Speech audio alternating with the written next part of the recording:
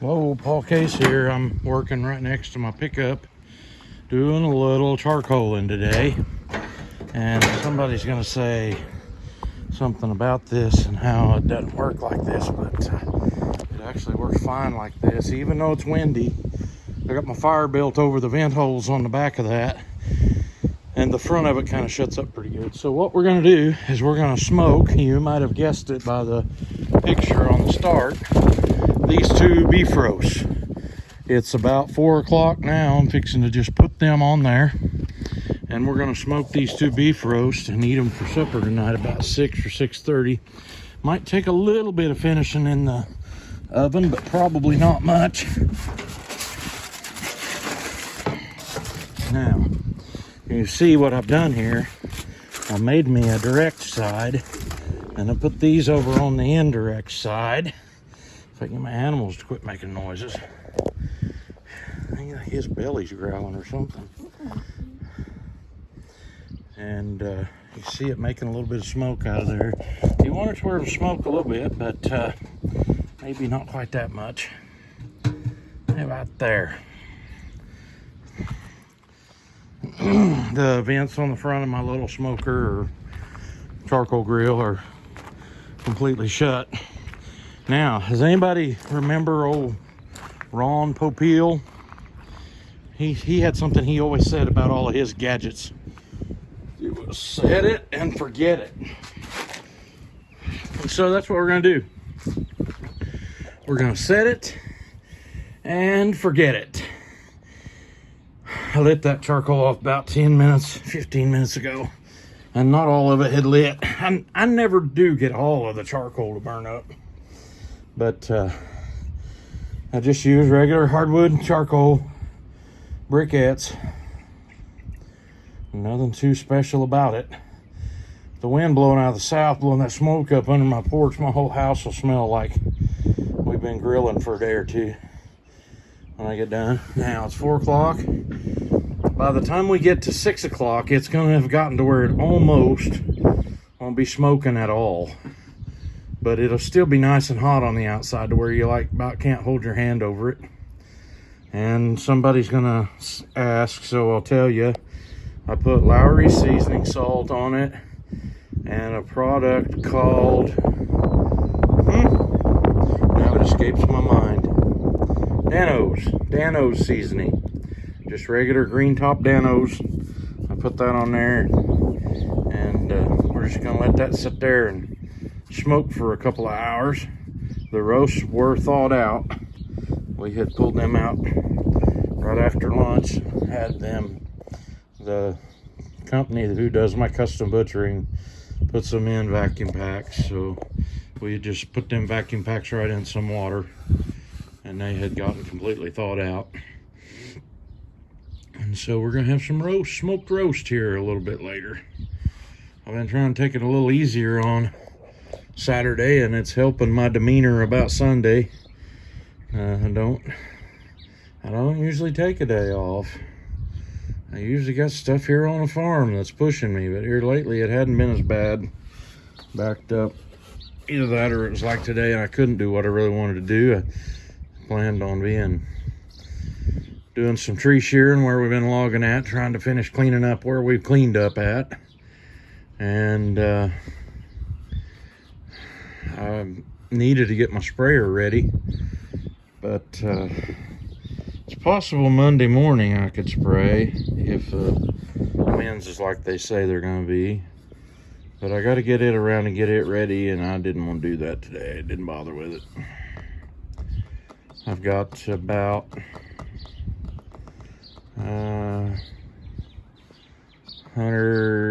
200, just a little over 200 acres I want to spray.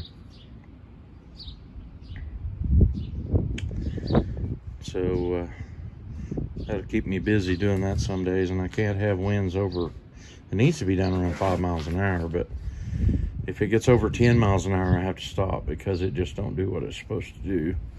And I have done that several times through the years, just being able to spray a tank load in the morning and a tank load in the evening. One tank load gets over about 20 acres or so. Well, I've bored you enough with my jabbering. We'll look at what the finished product is, but I want you to know I ain't gonna lift that lid. I ain't gonna look at it. I'll go back in the house and get me a glass of ice water, sit down and wait for chilling with the gillums to come on. Of course, then I'll be eating again before then, but may go do a cow check. Got 2 new baby calves. Might put them pictures in here. It's really strange for us to have multiples. We usually just have one along, one day, and then down the road a few days, another one maybe. It's been almost 2 weeks since I had a new baby. And we had a front come through last night that moved our winds from being out of the north to being out of the south.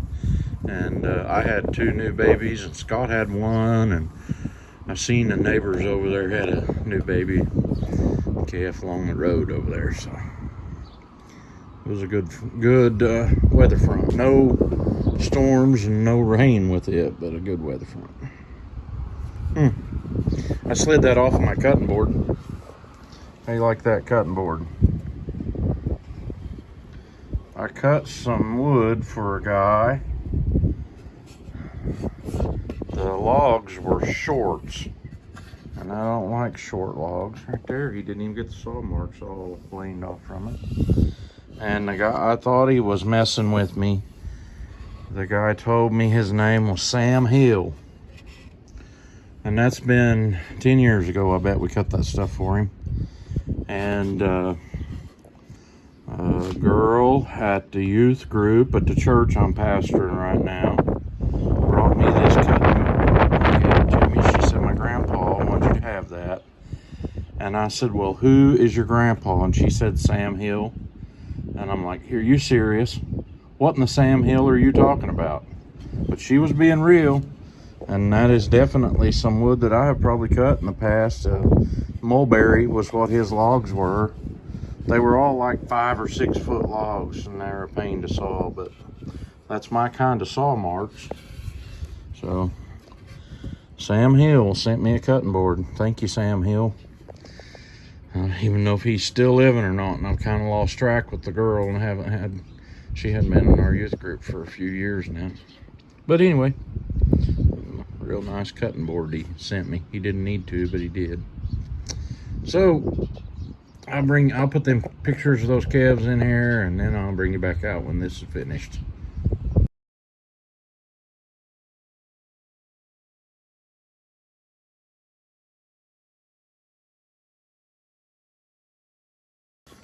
Well, I'm back out here. I can smell the smoke. I don't see very much of it coming out of there, and I have a confession to make. I did see a puff just then. I did come out and add something to it. Put a couple of taters in there. Yeah. And you guys are gonna look at that and say, oh, you got all that juice on there. What's he gonna do with that? I'll tell you what I'm gonna do with that. I'm gonna leave it out here.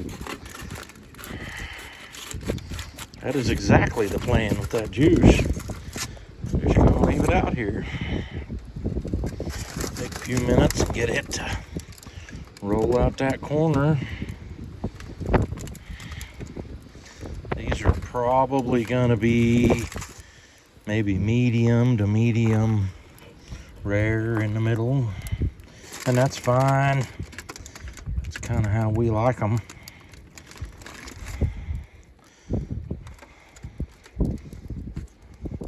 And you got to remember, the cooking that I do, I don't sell. We eat this. This is Paul and Anita's supper right here is what this is going to be. And some of them, I've still got quite a bit of heat there. I could actually throw something else on, but I'm not going to. I'm going to get this picked up right in the house with it, and I'll bring you back out then. So I got this first roast cut up. Look at that right there. Look at that. Nice and tender. A little more done on the bottom than the top, but Plenty good enough. And let's see what happened with my taters. There. Oh yeah. Oh yeah. About to be some good eating there. What am I gonna do with all of that 2 roasts? I'm gonna eat some of it. Well, that's all I got for now. Thanks for watching. Happy eating. Well, we finished off our dinner, and so I thought I'd try, let y'all see what that actually turned out like. I got a couple of little pieces here. Oh, I have to cut that one loose, maybe. Yeah, there we go.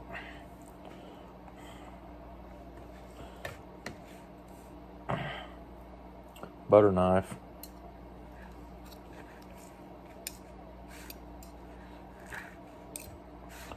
And even stay together. Butter knife. That one wasn't very thick, maybe about 1/4 inch. This end down here that I cut first was probably 3/8 maybe. Turned out really good.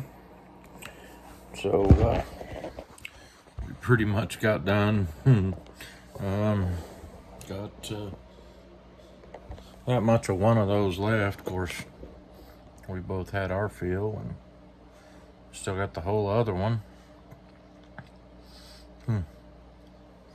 Probably will cut it into chunks, put those in the refrigerator, and they'll be good for sandwiches or whatever else on another day.